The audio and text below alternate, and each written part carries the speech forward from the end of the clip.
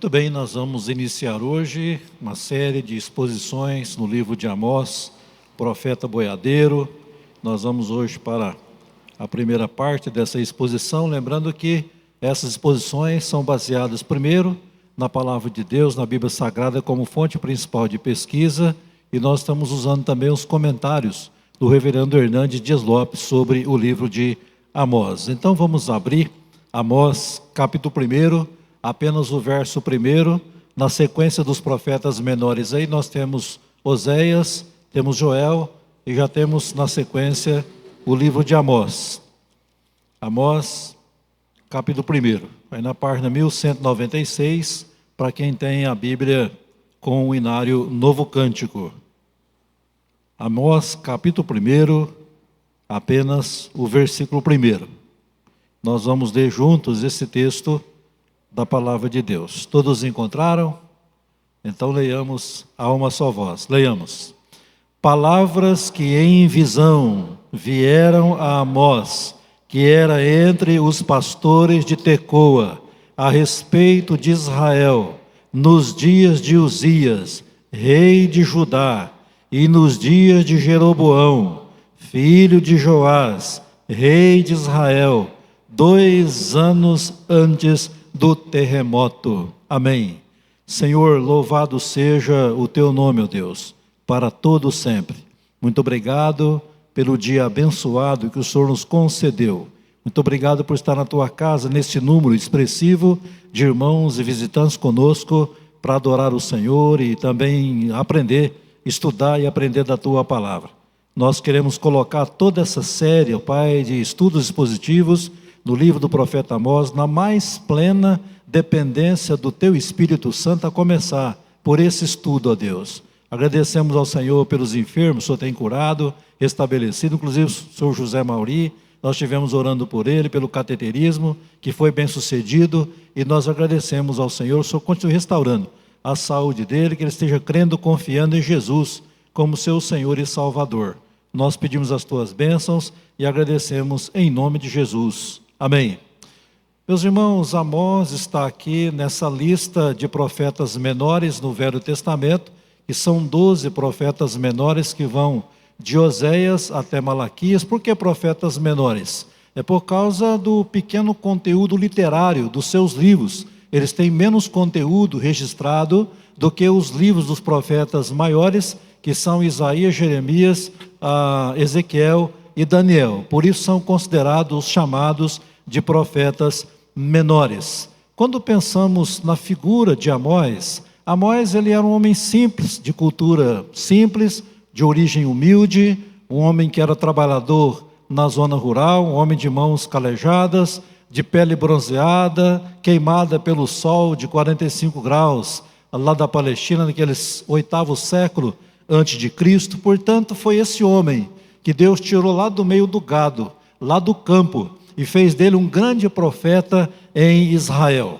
E quando eu penso no livro de Amós, na história de Amós, no ministério de Amós, eu me lembro das palavras de um dos principais pregadores da palavra de Deus, de toda a história, considerado o príncipe dos pregadores, que foi Charles Spurgeon, lá na Inglaterra. Charles Spurgeon, certa vez, ele diz o seguinte: Deus assopra por meio de nós, sendo trombetas de pratas, mas também sendo buzinas de chifre de carneiro. Nós podemos dizer que Amós foi uma buzina de chifre de carneiro, soprada por Deus, para trazer a mensagem de Deus, a profecia de Deus, a palavra de Deus ao povo de Israel naqueles tempos. Então Deus usa pessoas de muita inteligência, de muita erudição, de muita formação acadêmica, teológica. Ele usa as trombetas de prata, os grandes pregadores, os grandes expoentes da pregação da palavra de Deus. Mas ele usa também pessoas simples, leigas, que não têm tanto conhecimento, tanta formação intelectual, acadêmica, teológica, para levar a sua palavra, ou transmitir a sua palavra. E quando eu penso também no chamado, na vocação de Amós, no ministério de Amós, me faz lembrar também as palavras do apóstolo Paulo, lá na primeira carta aos Coríntios, no capítulo 1, versículo 26. a 29, quando Paulo traz nesse texto as seguintes palavras: irmãos, reparai, pois, na vossa vocação, visto que não foram chamados muitos sábios segundo a carne, nem muitos poderosos, nem muitos de nobre nascimento. Pelo contrário, Deus escolheu as coisas loucas do mundo para envergonhar os sábios, e escolheu as coisas fracas do mundo para envergonhar as fortes. E Deus escolheu as coisas humildes do mundo, e as desprezadas, e aquelas que não são, para reduzir a nada as que são, a fim de que ninguém se vanglorie na presença de Deus. O livro de Amós é um livro antigo, como eu disse, escrito lá no século VIII antes de Cristo, mas ele traz uma mensagem muito atual, uma mensagem para os nossos dias hoje. E quando nós olhamos para a realidade política, econômica, moral, social do nosso país, nós podemos usar a atual situação de crise do nosso país para ilustrar essa introdução a esse livro que nós nos propusemos a estudar com os irmãos. Porque o que nós percebemos hoje no Brasil é uma inquietação perturbadora entre os três poderes do nosso governo, executivo, legislativo e judiciário. Muitos dos nossos políticos estão atolados num profundo atoleiro moral, escândalos e esquemas de corrupção solapam os cofres públicos, e assim acontece a falta de recursos, a falta de dinheiro para as obras, para a saúde, para a educação e para outras necessidades básicas do país. Esses dias eu estava vendo na internet a entrevista com uma ex-esposa de um grande político brasileiro, não é aqui do estado de Rondônia, mas de outro estado do nosso país, e ela havia guardado os recibos de compra, de pagamento de 4 fazendas de um deputado federal. O camarada comprou 4 fazendas com o seu salário de deputado federal. Então, por essas e outras, a gente vê como a corrupção ela graça pelo nosso país afora, trazendo tantos prejuízos para os cofres públicos, beneficiando pessoas com seus interesses particulares e assim roubando a nação de maneira descarada e deslavada. Alguns setores da educação, por exemplo, hoje, estão em greve no Brasil, reivindicando aumento de salário por causa da insuficiência de recursos e de investimentos para a educação. Mas será que é falta de dinheiro?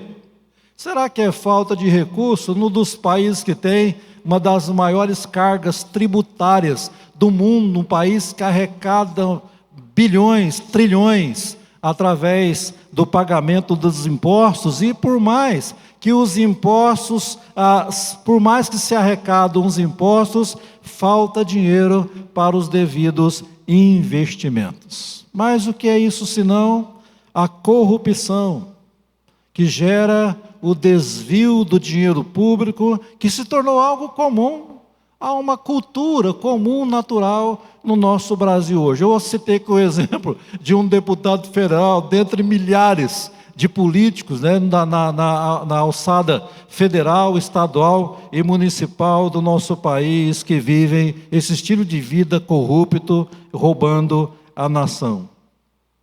A ganância insaciável, a depravação moral, a injustiça, a impunidade, tudo isso tem tomado conta do nosso país hoje, e existe uma busca de explicações e respostas para a situação crítica que nós vivemos hoje no nosso país, que na verdade é uma situação sem precedentes na nossa história. Mas a explicação é uma só. A resposta para tudo isso é uma só. A resposta para tudo isso, a explicação, é o pecado, é a idolatria, é o abandono de Deus, é a rejeição a Deus e a palavra de Deus, é o pecado nas suas múltiplas formas. O pecado em forma de aborto indiscriminado, a ideologia de gênero, as drogas, o narcotráfico, o casamento homoafetivo, a invasão de propriedades e outros pecados que na verdade são o opróbrio, a vergonha do nosso país. Reverendo Hernandes Dias Lopes, ele diz o seguinte: em todo lugar e em qualquer tempo que um povo abandone o Deus vivo e a sua palavra, ele assina um atestado de fracasso, porque longe de Deus a vida se barbariza, longe de Deus o homem se bestializa e a sociedade se corrompe. E a maior e mais urgente necessidade de qualquer povo, de qualquer nação, é Deus, é falta de Deus, é a desesperada e urgente necessidade de Deus. E quando nós olhamos para o livro de Amós, esse livro é uma trombeta de Deus, é uma trombeta que deve ser tocada nos palácios do governo, nos parlamentos da nação, nos tribunais, nas universidades, nas escolas e faculdades, nas ruas, nos comércios do país, nas praças de lazer, nos templos religiosos, como nós estamos fazendo aqui nesta noite, também lá no recesso das nossas famílias. Então, Amós deve ser pregado como uma trombeta de Deus em todos os recantos deste país. Amós, o profeta, ele denunciou os pecados de opressão, de injustiça social das nações ao redor de Israel e da própria nação de Israel também. Então Amós, ele é uma mensagem antiga, é um livro antigo com uma mensagem contemporânea, uma mensagem para os nossos dias hoje. Amós, ele traz uma mensagem cheia de denúncias contra o pecado, mas também um livro que é cheio de esperança de dias melhores para nós. Porque ele não fala apenas da crise que se abateu sobre Israel e as demais nações naqueles dias, mas ele aponta soluções. Ele fala da graça de Deus que convida a todos a se voltarem para Deus, a fim de serem restaurados por Deus. Amós, ele conclama a todos dos seus dias, e a nós hoje também, para nos preparar para o encontro com Deus. Porque esse encontro será inevitável. Romanos 12:14, Paulo diz que cada um de nós dará contas de si mesmo a Deus. Então nós temos que nos preparar, inclusive estudando, aprendendo e praticando Amós, nós devemos nos preparar para o encontro com Deus. Meus amados irmãos, o homem, Amós, ele viveu no seu tempo, ele trouxe a sua mensagem que aplica-se de forma plena aos nossos dias hoje também. Então, na sequência da introdução, da exposição deste livro, vamos pensar no homem, no personagem, Amós, o profeta de Deus, o tempo em que ele profetizou e a mensagem que ele trouxe. E quando olhamos aqui para a introdução do seu livro, nesse versículo 1 do capítulo 1, nós temos aqui uma biografia muito resumida de Amós. Diz que ele era entre os pastores de Tecoa, e que ele profetizou ali a respeito de Israel, nos dias do rei Uzias, que foi rei de Judá, nos dias de Jeroboão, foi Jeroboão II, de Israel, que era filho de Joás, e rei de Israel 2 anos antes do terremoto. Nós não temos aqui os antepassados de Amós, os seus descendentes, nem os seus ascendentes, não menciona nenhum parente dele aqui, não temos informações biográficas a respeito de Amós. Amós significa aquele que carrega fardos, ou carregador de fardos. Esse é o significado do nome Amós na língua hebraica do Velho Testamento. Esse livro aqui, ele contém, na verdade, muitos fardos de julgamentos, fardos de calamidades que o profeta transmitiu a Israel e às nações circunvizinhas. Amós era um homem simples, como nós já falamos. Ele não pertencia à aristocracia, à burguesia de Israel, à classe rica do seu povo, não. A origem do profeta Amós estava nas montanhas de Tecoa, que era uma aldeia simples da região norte da Judéia, que ficava ao sul da Palestina. Tecoa ficava a 9 quilômetros ao sul de Belém, que era a segunda cidade mais importante de Israel, depois de Jerusalém, naqueles dias. Se você olhar lá para 2 Crônicas, capítulo 11, versos 5 e 6, Tecoa foi uma das várias cidades fortificadas pelo rei Roboão, que governou a nação no século 9 a.C., e ele então constrói em Tecoa essas cidades fortificadas para a proteção de Jerusalém contra os exércitos inimigos. Você pode conferir, 2 Crônicas 11, versos 5 e 6, diz assim: Roboão habitou em Jerusalém, e para a defesa fortificou cidades em Judá. Fortificou, pois, a Belém, a Etã e a Tecoa. Então ele construiu fortalezas nessas cidades, incluindo a cidade de Tecoa, para proteger Israel dos ataques das nações inimigas. E a montanha de Tecoa, para os irmãos terem uma ideia, era a montanha mais alta, era um dos lugares mais altos daquela região, com 920 metros de altura, quase 1 quilômetro de altura, a montanha de Tecoa. Então, lá do alto da montanha se tocavam as trombetas em aviso ao povo da chegada dos exércitos inimigos. Jeremias capítulo 6, verso 1: Fugi, filho de Benjamim, do meio de Jerusalém. Tocai a trombeta em Tecoa e levantai o facho sobre Bet-Jaquerém, porque do lado do norte surge um grande mal, uma grande calamidade. Então era um local estratégico para se tocar a trombeta e avisar o povo que os exércitos inimigos estavam se aproximando. Amós, ele era um pastor de ovelhas, era um pastor de rebanhos, e ele também era um agricultor. Aqui no capítulo 7, verso 14 e 15, diz assim: Respondeu Amós e disse a Amazias: Eu não sou profeta, nem discípulo de profeta, mas boiadeiro e colhedor de sicômoros. Mas o Senhor me tirou de após o gado, e o Senhor me disse: Vai e profetiza ao meu povo, a Israel. Irmãos, ele era, portanto, boieiro ou boiadeiro e colhedor de sicômoro. O sicômoro era uma figueira de um porte alto que produzia um fruto chamado ficus sicômoro, e era um produto que era cultivado ali, produzido e comercializado também. Amós, ele não passou por uma educação ou ensino formal de uma escola de profetas, que eram as escolas teológicas da época, como se fossem os antigos institutos bíblicos e seminários teológicos. Ele não passou por nenhuma dessas escolas. E ele foi chamado excepcionalmente como um leigo para profetizar em Israel. Sem diploma, sem um título oficial de profeta reconhecido, e por isso ele sofria algum tipo de preconceito por parte do povo, mas ele não desanimava.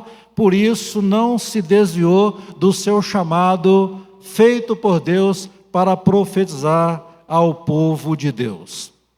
Amós, ele foi lapidado, ele foi moldado, ele foi preparado por Deus, não só para profetizar em Israel, mas também para escrever esse livro aqui, que foi inspirado pelo Espírito Santo e tem sido lido, estudado, meditado ao longo da história e até os nossos dias hoje como palavra de Deus. Então, em resumo, este era um homem, Amós, o profeta boiadeiro.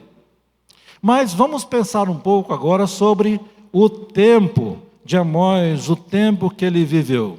Nós falamos a respeito do rei Roboão, que foi filho de Salomão, que sucedeu Salomão no trono de Israel, lá pelo 9º século antes de Cristo, e Roboão ele foi o causador da divisão do reino de Israel. Então ele dividiu a nação em 2 reinos. E aí nós temos a partir daí o reino do sul, que é o reino de Judá, com as tribos de Judá e Benjamim.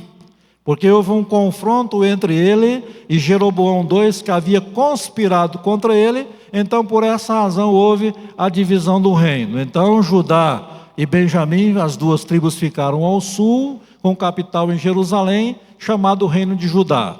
E aí Jeroboão foi com as outras 10 tribos para a região norte, e lá aquele reino passou a ser chamado de Israel ou Efraim, cuja capital era a cidade de Samaria. Então aí nós temos a divisão do reino de Israel, reino de Judá ao sul e reino de Israel ou Efraim ao norte.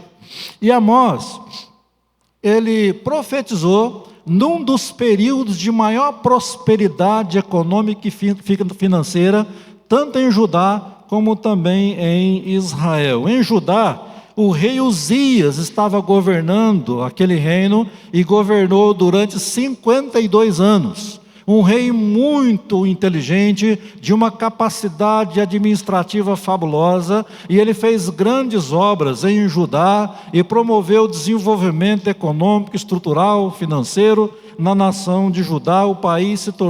O reino de Judá se tornou um reino muito rico. Ele governou dos anos 790 a 738 a.C. E lá no reino do norte, Israel, Jeroboão II, ele governou Israel por 41 anos também, com muito tino administrativo, com muita competência administrativa, com uma visão expansionista fabulosa. Então ele também promoveu o crescimento, o desenvolvimento, o progresso do reino de Israel. Ele governou do ano 793 a 752 a.C.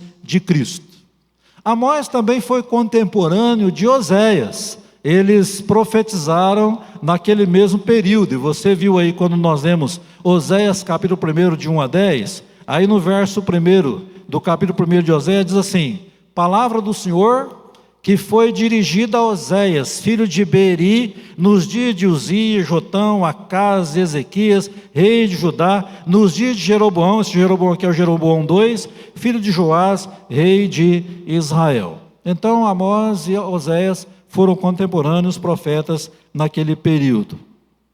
Como nós dissemos, os dias de Jeroboão II eram excelentes administradores. Isso gerou um tempo de muita paz e de muita prosperidade no reino de Judá e de Israel.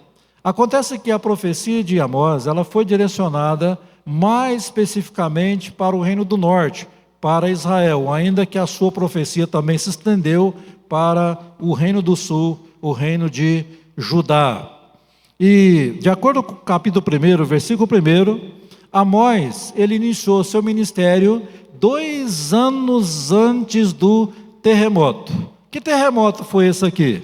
Esse terremoto foi um dos piores terremotos da história de Israel.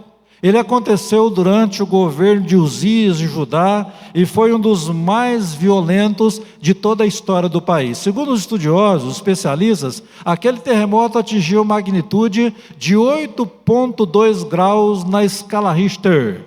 Causou um estrago tremendo. Jerusalém foi o epicentro do terremoto e ele se espalhou pelas várias regiões da Palestina, causando um grande estrago e morrendo milhares e milhares de pessoas. E foi um terremoto tão grave e tão famoso na história de Israel, que ele foi lembrado 270 anos depois pelo profeta Zacarias, conforme Zacarias capítulo 14, o versículo 5. Lá ele menciona esse terremoto que aconteceu ali nos dias de Uzias, no 8º século antes de Cristo.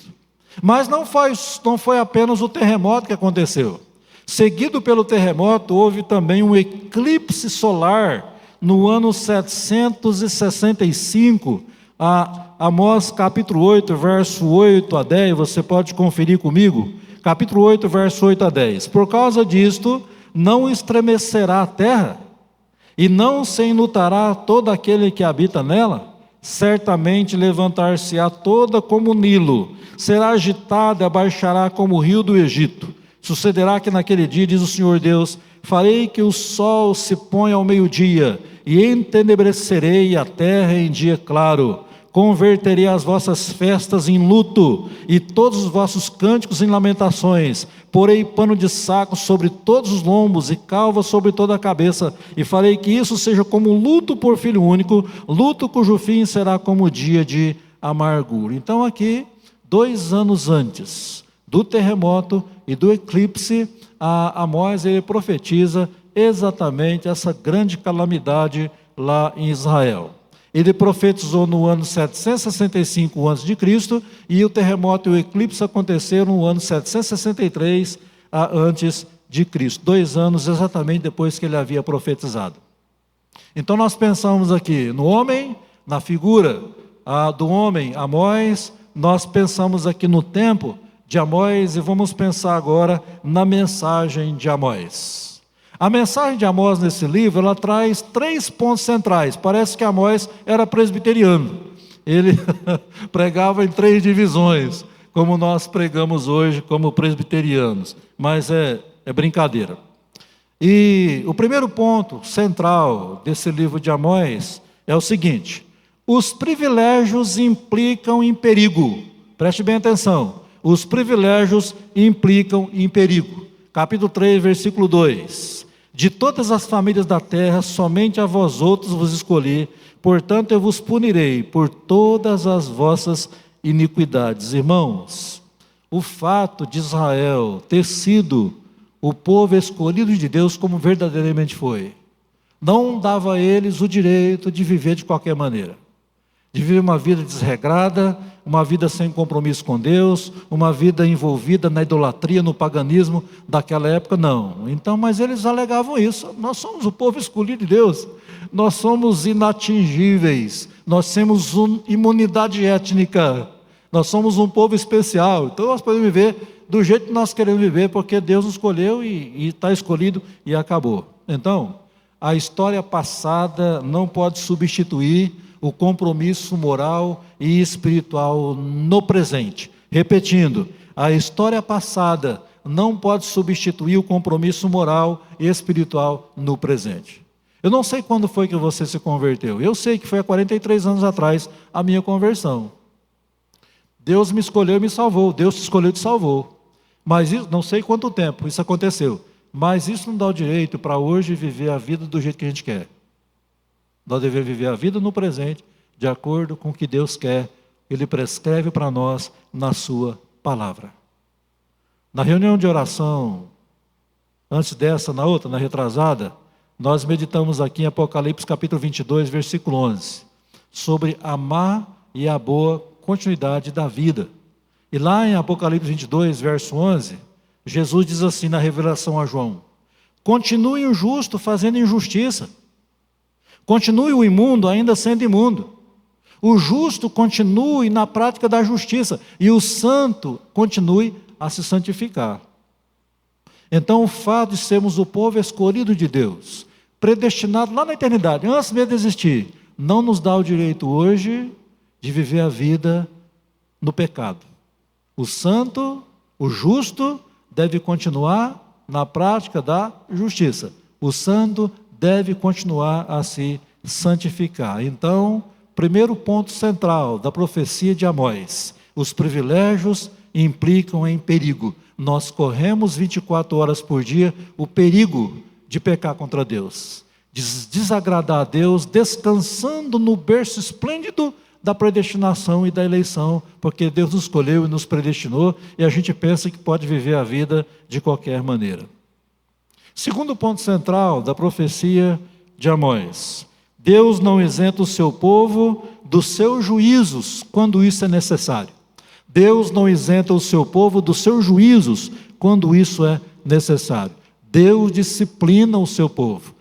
Hebreus capítulo 12 é muito claro. Deus, ele corrige, repreende, disciplina a todos aqueles que ele toma por filho, a todos aqueles que ele ama. Então Deus não deixa de nos punir, de nos disciplinar, quando nós pecamos contra Ele. Isso é fato, claro, na palavra de Deus e na experiência da nossa vida no dia a dia. Terceiro ponto central da profecia de Amós. A profecia, ou seja, a profissão de fé e a prática religiosa são inválidas se não forem seguidas de evidências claras. A profissão de fé e a prática religiosa são inválidas se não forem seguidas de evidências claras. O que significa isso? A fé genuína em Deus precisa ser demonstrada por nós de forma clara. Por quê? O contrário disso é hipocrisia e farisaísmo. E alguém disse muito sabiamente, a certa vez, que a doutrina sem impiedade é legalismo. E a piedade sem doutrina é fanatismo. Então nós não podemos pender e inclinar nem para o legalismo e nem para o fanatismo. Nós temos que equilibrar a doutrina e prática na nossa vida cristã, no dia a dia. Os israelitas do norte haviam se rebelado contra Deus, vivendo no egoísmo, na ganância, na opulência, na imoralidade, na injustiça e assim por diante. Mas eles se consideravam o povo escolhido de Deus e por isso pensavam que nenhuma calamidade se abateria sobre eles, se achavam imunes às tragédias e calamidades por serem um povo escolhido de Deus. E quando eles viviam no luxo, na opulência, na vida de ostentação, de progresso financeiro, econômico, material, mas se envolvendo no pecado de todo tipo, aí Deus então levanta Amós, tira Amós lá da roça e traz Amós para adverti-los, para avisá-los, antes que a calamidade se abatesse sobre eles. Mas eles não ouviram Amós. Eles não ouviram a voz de Deus, através do profeta Amós. E aí então Deus mandou o terremoto de 8,2 e aquele terrível eclipse na nação. Mas o povo não aprendeu a lição. O povo não se quebrantou diante de Deus. O povo não se arrependeu. 41 anos depois, lá no ano 722 a.C., veio o rei da Assíria e levou o reino de Israel cativo para a Assíria. E vocês não têm conta, não têm a ideia da dimensão do que foi esse cativeiro. Eles colocavam queixais, anzóis nos queixos dos judeus, homens, mulheres, crianças, idosos, e levavam arrastados como animais, caminhando a pé, ferindo os pés, naquele sol causticante da região, aquele sofrimento terrível. Aquele povo então foi levado cativo para a Assíria, porque não ouviram a voz de Deus através de Amós e os outros profetas.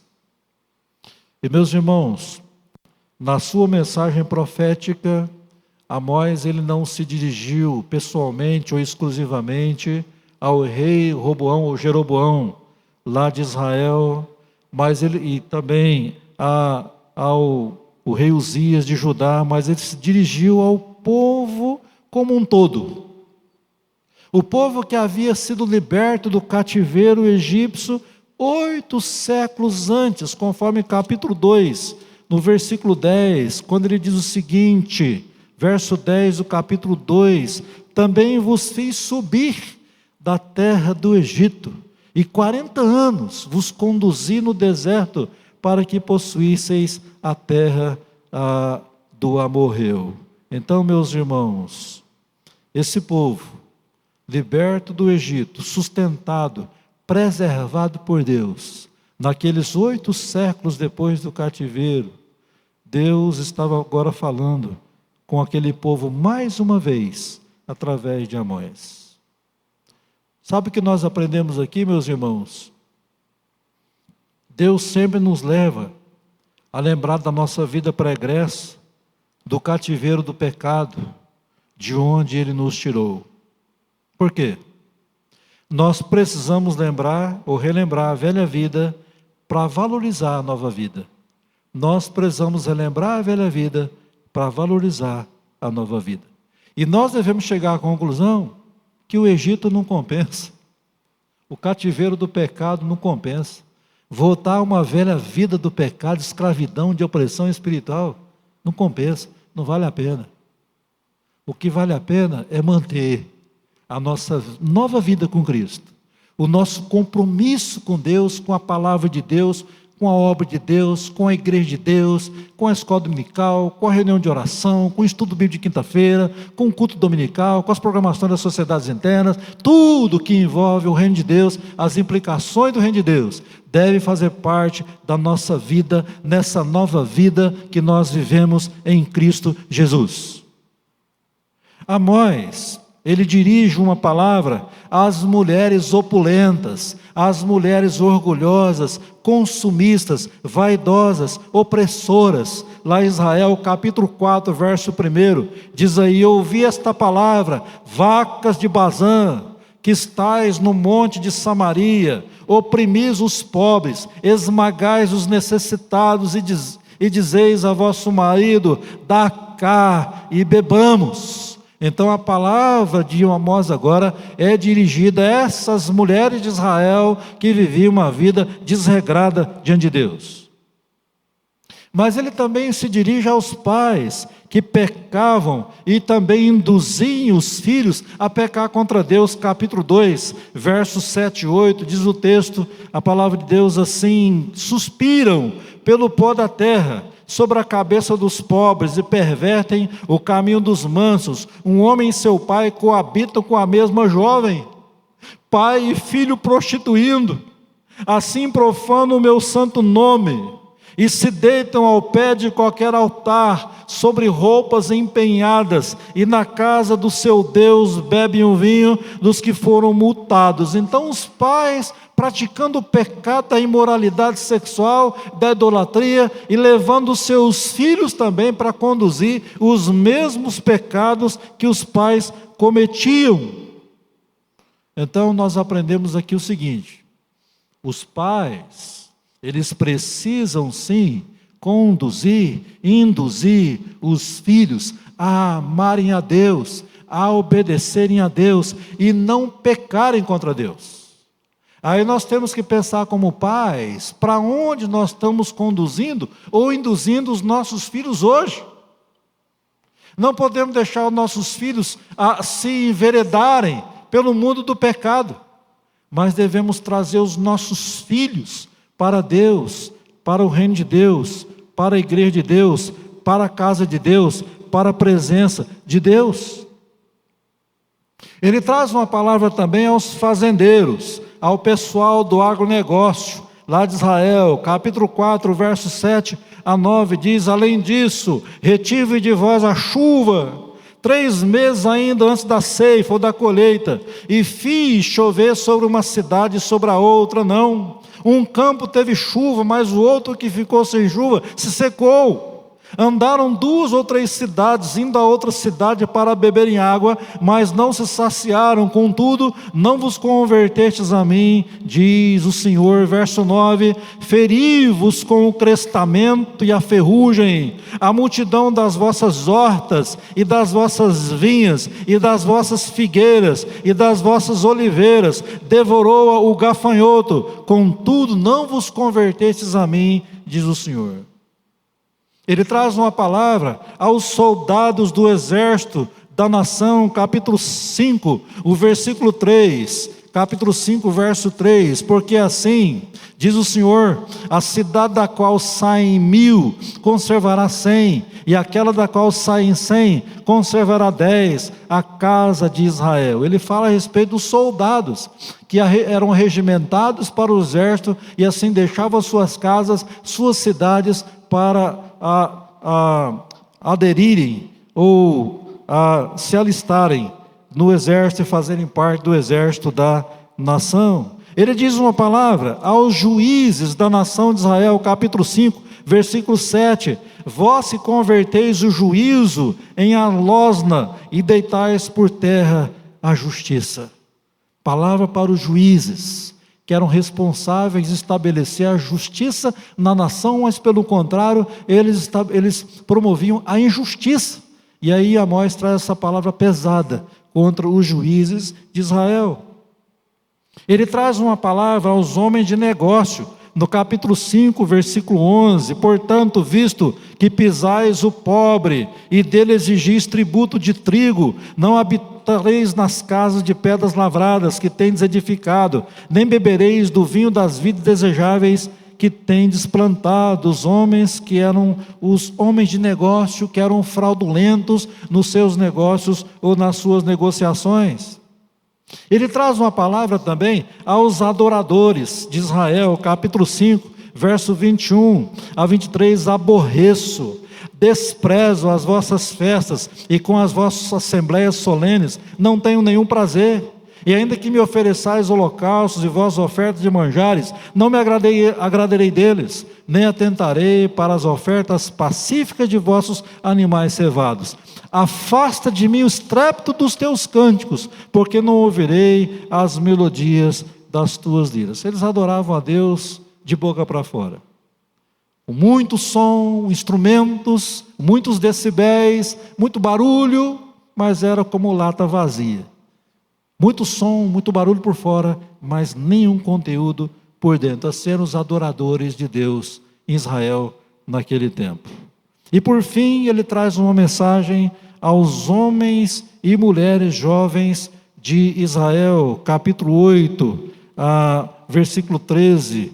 Ele diz aqui, 8:13, diz assim a palavra de Deus: naquele dia, as virgens formosas e os jovens desmaiarão de sede. Então ele traz aqui a mensagem a várias categorias ou classes de pessoas em Israel e Judá. E assim, finalizando, irmãos, essa introdução desse livro de Amós, aqui Amós ele faz uma espécie de radiografia da nação, uma radiografia da sociedade israelita aqueles dias, uma diagnose da nação de Israel naquele 8º século,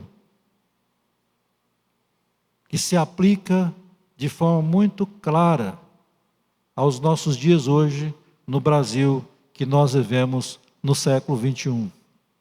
Ele coloca o dedo na ferida de Israel e também das nações circunvizinhas. Ele continua falando hoje ao Israel atual e a todas as demais nações, inclusive o nosso país 28 séculos depois. A palavra de Deus ela é antiga, porém atualíssima. Então, irmãos, vale a pena estudar Amós e aplicar a mensagem de Amós, como de toda a palavra de Deus, para os nossos dias hoje. Então nós finalizamos aqui essa introdução e a partir da próxima oportunidade vamos dar continuidade na segunda etapa dessa exposição do livro de Amós. Que Deus abençoe. Amém.